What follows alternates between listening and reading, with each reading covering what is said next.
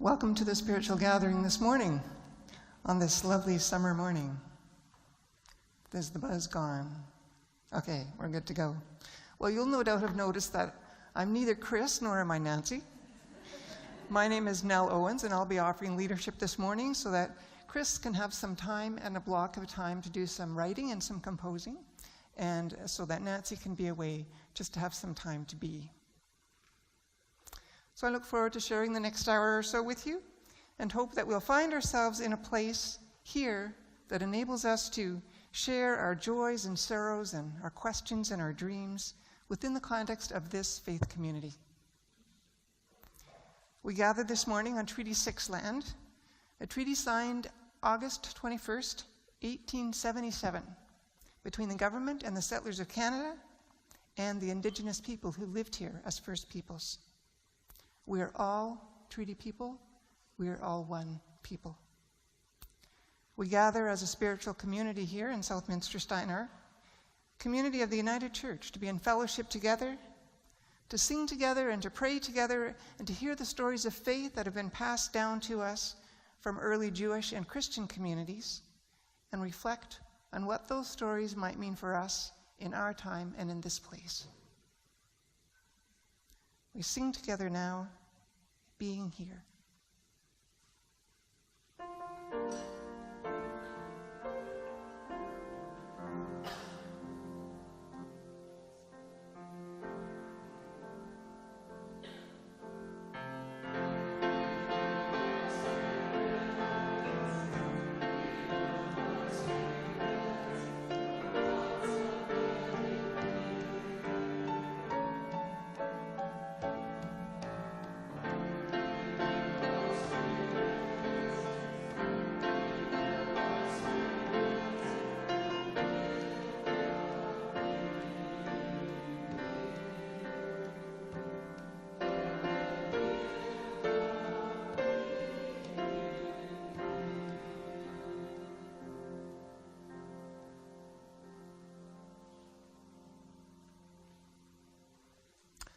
So we take time now to quiet our voices and our hands and our minds and our hearts. And by our presence here, we make of this space a sacred space, a sacred circle where we bring our own spirituality into the presence of the spirituality of all who gather here on this day, and all who gather in spiritual communities across our city and our province and our nation and the world. And so whether you've been a part of this circle since Southminster Steinert first came together as a community, or whether you've been a part of this circle for a few years or a few months, or if you're here today as a first-time visitor to this circle, know that on this day you belong here. You're welcome here as part of the circle, symbolized by the light. And I'm not going to try to use the automatic lighter because I never get it right.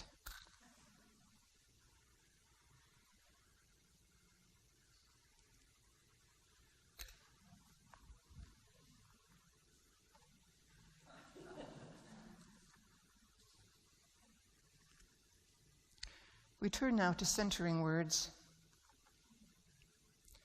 Many voices speak to us. We're torn in many directions. To whom should we listen? To what should we pay attention? Which voices are the right ones? How do we hear the voice of love in all the noise? Let us listen with our hearts to open ourselves to love, calling us to seek justice and love kindness and walk humbly with all of creation.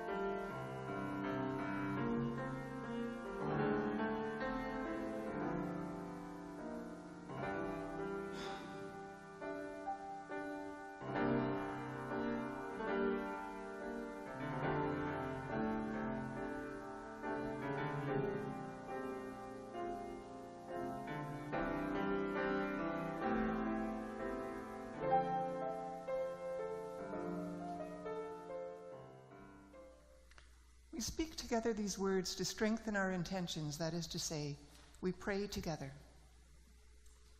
Into this place, we gather seeking truth, listening beyond words for the rhythm of the sacred. We gather seeking solace for losses that are too heavy to bear. We gather seeking mercy, for we find within our own hearts the presence of shadow. We gather seeking justice, for there are too many walls shutting out the light. We gather seeking partners to celebrate the goodness of life. Yet too, we gather to share the things our lives have found to be true. We gather to heal and shoulder burdens not our own. We gather to forgive, freeing each other into hope and new life. We gather to stand shoulder to shoulder with those who must no longer stand alone. Into this place, we come so that we can rehearse love, practice compassion, plan just action, and promote radical hospitality. As those who walk a common road, we live that it may be so.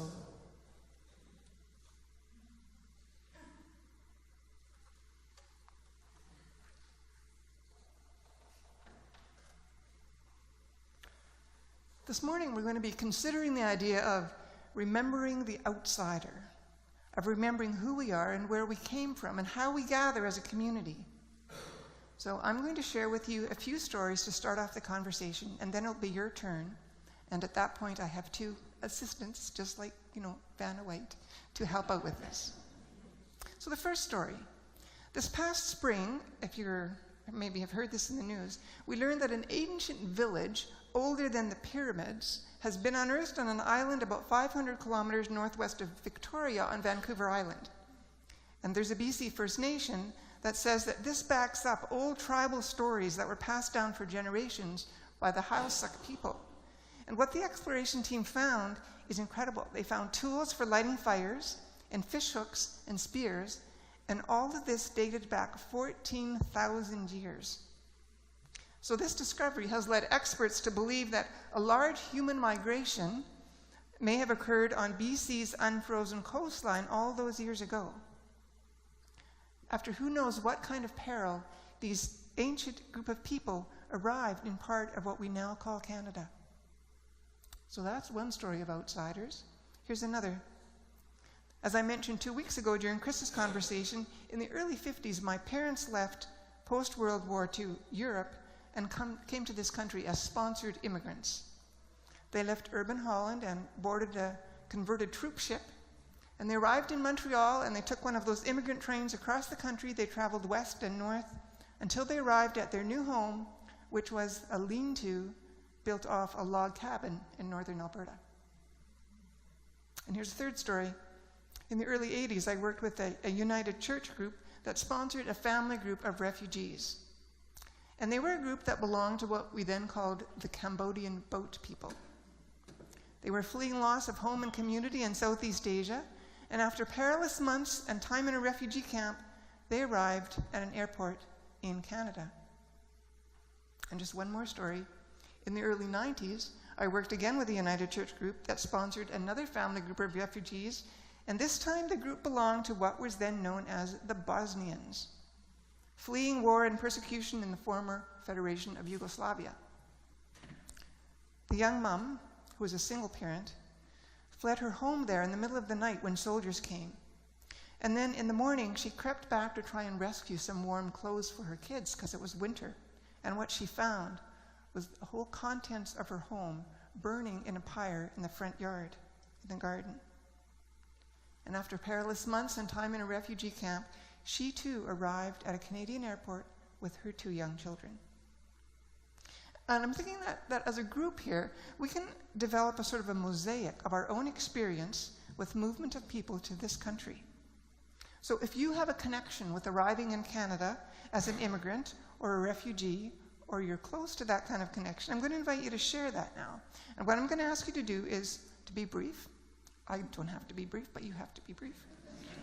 just give us approximately what year you're talking about, the name of the connection, where they came from, and how they ended up in Canada, or where they ended up in Canada. So, for example, you might say, in 1935, my grandmother Mary came from Wales to the hamlet of Llewellyn in Saskatchewan. So just one sentence, that's all we need to build up our mosaic. So who has... In 1953, our family came to Edmonton from Germany, and we've had a wonderful life, many opportunities that we would have never had in Europe, and we're very grateful for this wonderful country of possibilities.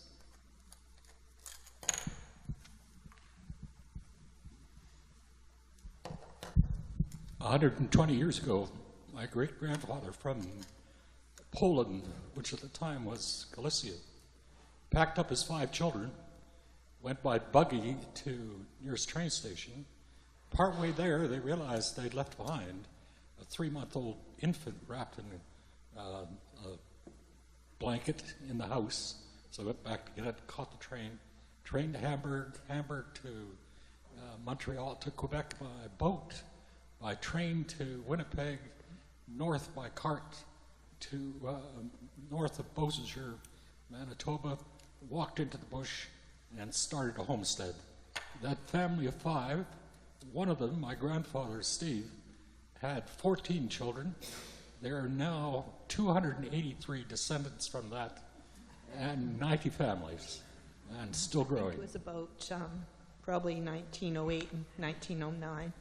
But my grandmother came from Wales, as you said, as a governess to London, Ontario. And I have no idea how she traveled from there to Winnipeg, but in Winnipeg she found another Welsh immigrant, got married, and my mother's family came from there.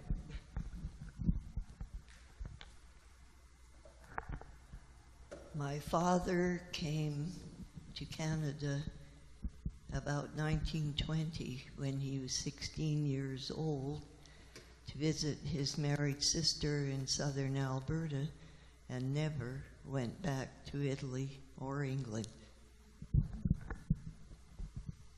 One of my students was telling me the story of how she came to Canada. She left Somalia as a baby, and she tells the story of how she and her mother hid behind a door while armed men entered the house and they killed her sister on the other side of the door.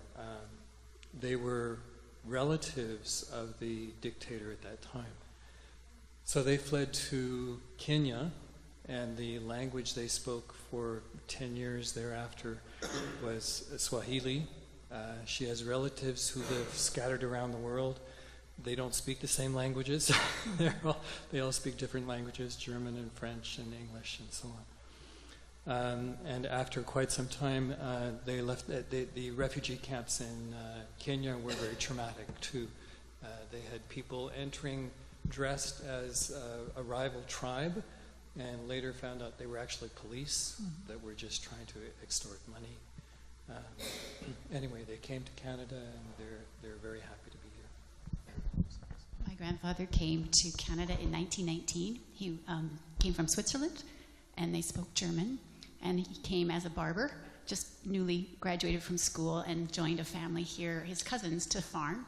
And a couple of years later, they helped another cousin come, different part of the family, who became my grandmother. So they settled near Regina and farmed as long as they lived in Canada. And one of the regrets is that when they came, it was actually not that acceptable to be speaking German because of the war. And so they never passed down the language. We have rich stories within this small community. And all of these people that we're talking about were at one point sort of outsiders looking in, and then they came in to become a part of a new community.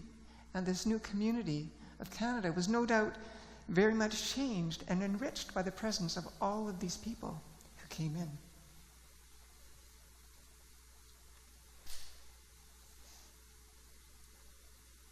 I want to share with you a short reading now from a book of poetry called The Many Singings by Antoinette Rauder. And she was an immigrant to this country, and this is something that she wrote about that. It's called Remember the Music of Home. Memory casts her silvery net over meadows crisscrossed by waterways, skies thatched with wings of windmills, every horizon abrupt with spires, cradle of our dim but growing awareness. When the weathercock cried us awake to short winter days crammed into desks, walking home in the near dark, bundled up in heavy coats and sensible shoes. Summers when we bravely built castles and moats on the beach, though the sun broke through rarely and cardigans covered our swimsuits. One endless day, we boarded a ship and sailed away with only an echo of what we had known, an orchestra suddenly silenced. Much later, on foreign soil, memory refocused, and what was lost was found to be the music that never stopped playing.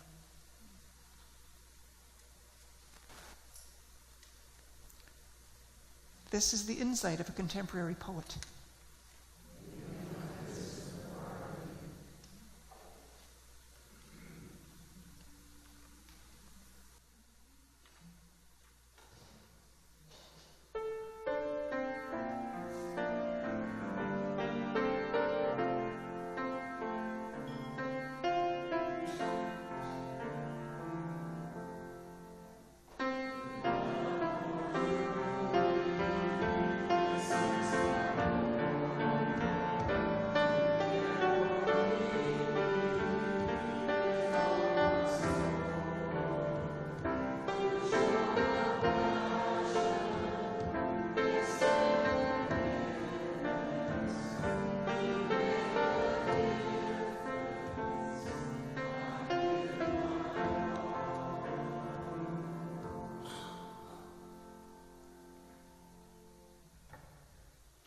I'd like to share with you now a reading from Hebrew Scriptures from the book of Deuteronomy, chapter 26, verses 1 through 11.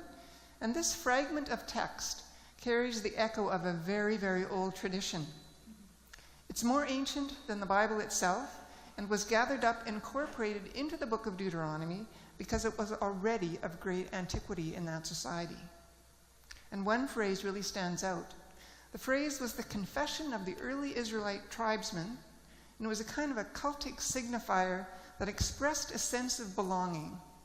I'm sure you'll recognize this phrase, a phrase around which a people could form. A wandering Aramean was my ancestor. I've heard that phrase before? Yes, very old. It goes back to at least the 12th century BC and probably a lot older. So these are the words from Deuteronomy. When you have come into the land that the Lord your God is giving you as an inheritance to possess, and you possess it and settle in it, you shall take some of the first of all the fruit of the ground, which you harvest from the land that the Lord your God is giving you, and you shall put it in a basket, and go to the place that the Lord your God will choose as a dwelling for his name. You shall go to the priest who is in office at that time and say to him, Today I declare to the Lord your God that I have come into the land that the Lord swore to our ancestors to give us. And when the priest takes the basket from your hand and sets it down before the altar of the Lord your God, you shall make this response before the Lord your God. They say the Lord your God a lot in Deuteronomy. A wandering Aramean was my ancestor. He went down into Egypt and lived there as an alien, few in number, and there he became a mighty nation, great and populous. When the Egyptians treated us harshly and afflicted us by imposing hard labor on us, we cried to the Lord, the God of our ancestors. The Lord heard our voice and saw our affliction, our toil, and our oppression. The Lord brought us out of Egypt with a mighty hand and an outstretched arm, with a terrifying display of power and with signs and wonders. And he brought us into this place and gave us this land, a land flowing with milk and honey. So now I bring the first of the fruit of the ground that you, O Lord, have given me. You shall set it down before the Lord your God and bow down before the Lord your God. Then you, together with the Levites and the aliens who reside among you, shall celebrate with all the bounty that the Lord your God has given to you and to your house. These are words of Hebrew Scriptures that date back centuries BCE.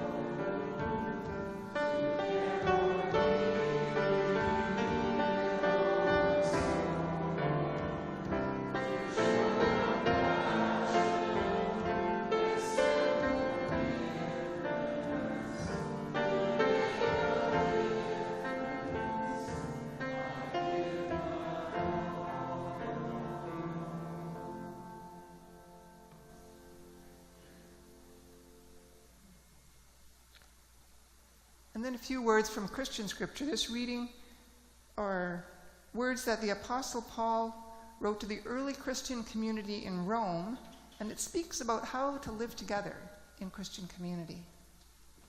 Romans 12, verses 9 through 18. Let love be genuine. Hate what is evil. Hold fast to what is good. Love one another with mutual affection. Outdo one another in showing honor. Do not lag in zeal. Be ardent in spirit. Serve the Lord. Rejoice in hope. Be patient in suffering. Persevere in prayer. Contribute to the needs of the saints. Extend hospitality to strangers. Bless those who persecute you. Bless and do not curse them. Rejoice with those who rejoice. Weep with those who weep. Live in harmony with one another. Do not be haughty, but associate with the lowly. Do not claim to be wiser than you are. Do not repay anyone evil for evil, but take thought for what is noble in the sight of all. If it is possible, so far as it depends on you, live peaceably with all. This is a reading from Christian writings of the first century.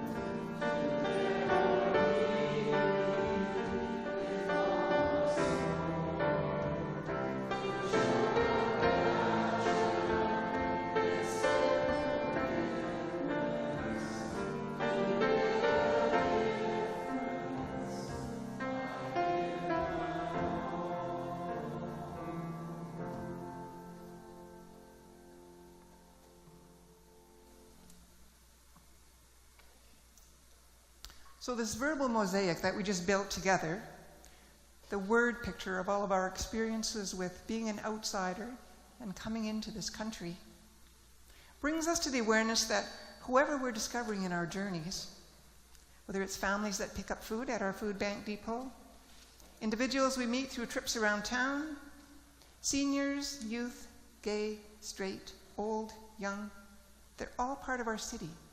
They're all part of our parish. There are stories of outsiders looking in everywhere, in your neighborhood and in your family, and yes, in your own history and your own journey through life. And I use that word parish intentionally. The Greek word for parish, which is used when talking about hospitality in the New Testament, is paroikia. It indicates a place of exile, a place where you might find a paroikos, a stranger, an alien, a resident alien. And our parishes are intended to be places of hospitality for the paroikos, the kind of place that's open and welcoming to the stranger, and not as a sideline, but as our core identity as a spiritual community. We inspire compassion, and we make a difference. Well, let's go back to some of these spiritual ancestors. There's wisdom to be found in the centuries-old word from the Jewish text of Deuteronomy. It tells of a migrant people on the verge of passing into a land of promise. And they're given a lengthy set of instructions to help them as they settle and as they build. A wandering Aramean was my ancestor. He went down into Egypt and lived there as an alien. Ancient words. But it suggests right away that our history is full of wandering outsiders. And as we look at ancestors in the faith stories, we recognize a theme. And here's some examples. Abraham and Sarah were immigrants who left the land of their birth, and they became resident aliens. And Joseph, you remember Joseph of the many-colored coat? Even had a musical named after him. Well, Joseph was caught up in a whirlwind of family and economic and international conflict. And Joseph was basically a detained alien whose traumatic journey ultimately gained him legal status and enabled him to feed his family. And Moses, you remember Moses abandoned as a babe in a basket in the river? He became a resident alien in Egypt. and eventually became the one who led this band of desperate refugees on a trek through the desert toward a place of freedom. And the Hebrew tribes, the Israelites, they later spent many, many years living in exile. All of them aliens in those countries. And then Ruth, who stayed with Naomi as a foreigner in Israel. And then we have the countless stories of the Jesus tradition of foreigners, the Good Samaritan, welcoming those who are rejected, welcoming the sidelined of society. And these stories are all key to understanding Jesus' teaching about love and compassion. So we all have within us a story of being an outsider, our own families, our own personal stories. Some of them were shared this morning, but there are others that weren't. So what's that time and that place for you? The place of being an outsider. Was it a new situation that you found yourself in? Maybe a new city, a new job, a new country? Maybe not knowing anybody? Or maybe it was when you walked in here the first time and wondered what you'd find here. Was it because of who you were or who you loved? We've all been the stranger. We've all been the alien. We've all been the outsider at one time or another. It's in the foundation stories of our faith, it's in the stories of our family history, and it's in the experiences of our own lives. So the call in Deuteronomy is not only to remember our connections with the past, but it's a call to action. And how to show gratitude for the place they ended up. This bunch of Hebrew travelers are given one more instruction. This is what we heard from Deuteronomy at the end of the reading. Then you, together with the Levites and the aliens who reside among you, shall celebrate with all that you have. And the key word there is together. The only way to celebrate what we have is together, with all those who are outsiders and aliens and strangers. A mark of our identity here as a community is that we wish to be an affirming congregation. And the question that we constantly ask ourselves is, how do we practice this borderless, classless, beyond all barriers kind of radical hospitality? Maybe it's one person in the parish at a time. Maybe it's to open your heart. Maybe it's your willingness to stop and to get to know and be a help to the paroikos, the alien. All those who are strangers and resident aliens among us. Or maybe it's collectively as a congregation to ensure that we're remaining true to the radical inclusion that we so often speak about and so easily speak about. I don't think we really need a lot of reminding that this age-long call truly is a challenge. We read all the squabbles in the newspaper and hear it online about NIMBYism, about security worries, and about safety, and all those things that remind us daily that it's still an extremely difficult task to welcome the outsider and to really love our neighbors. And I would say that we're in danger, you and I. There's danger when one-time aliens become settled in a place. So when the sojourners settle, they often settle for something less than their initial vision of hope and freedom and justice that sent them out in the first place. And those in Hebrew scriptures who entered the promised land did eventually settle for their own well-being as a group, but in doing so, they neglected the full biblical command of jubilee, of freedom for all people. So the Hebrew tribes settled as possessors, who then overlooked those who were dispossessed and disconnected. And closer to home, there were those who were strangers and visitors to these lands we're now living on.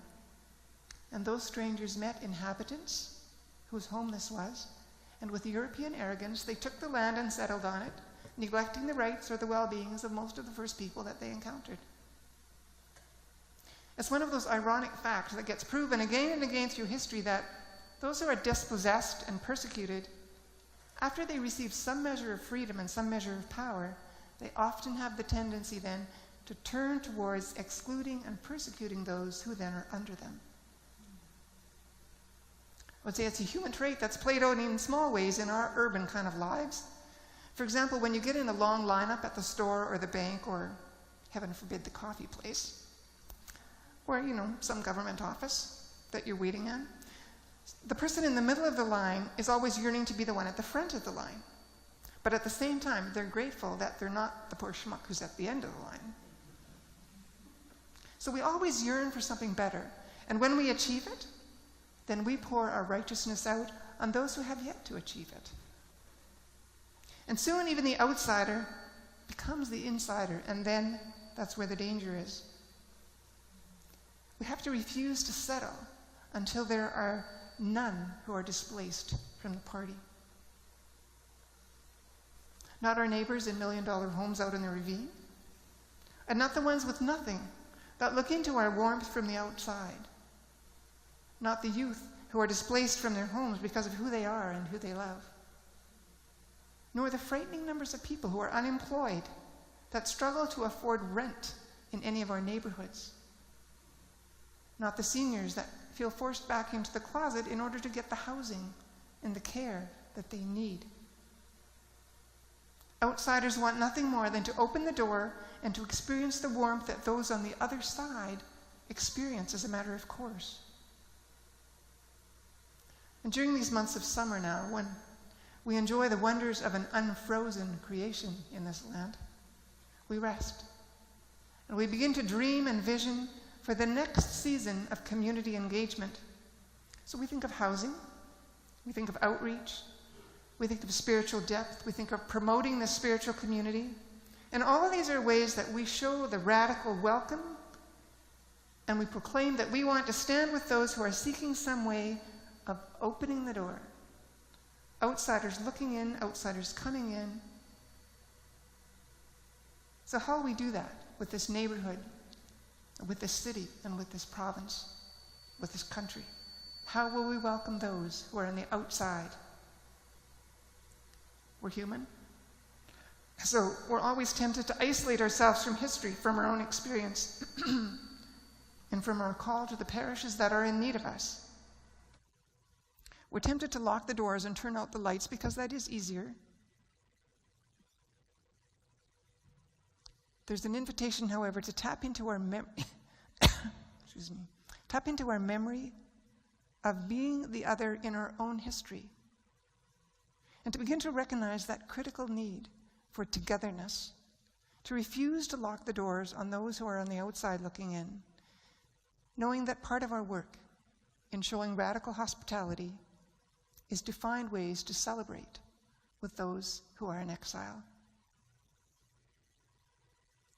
I wonder how you'll find a way to engage with the outsider, to find a new or inclusive way to live in community. Think about it, and then let's get to work as a community. May we live to make it so in so many ways.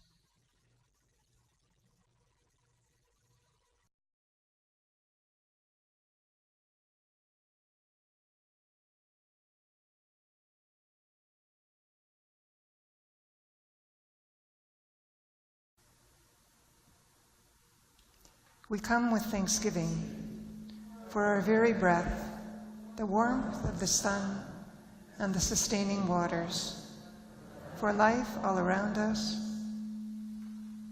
the plants and sheltering trees, for the ones that crawl, those that swim, and those that fly, for all the four-legged and the two-legged, all our relations.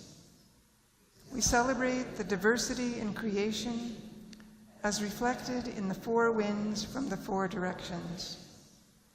We especially honor the many peoples with their many gifts for understanding our shared life on the earth. We strive to live out the 7 sacred teachings: respect, love, honesty, courage, humility, wisdom, truth. These teachings enable us to live in harmony with ourselves, with our neighbors, and all the created earth. Amen. May it be so.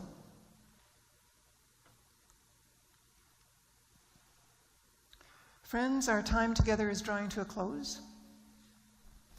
And we've been together in community, and we've considered some of what we've experienced and some of what it means to be an outsider, to come in as an outsider and to engage with the outsider, to welcome the outsider into our community.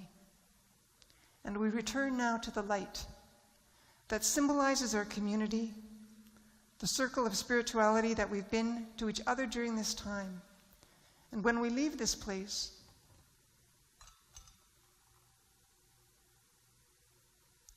we're witnesses not to the snuffing out of this light, but to the transformation of its energy into a passion to do justice and to love kindness and to walk with love through all of creation.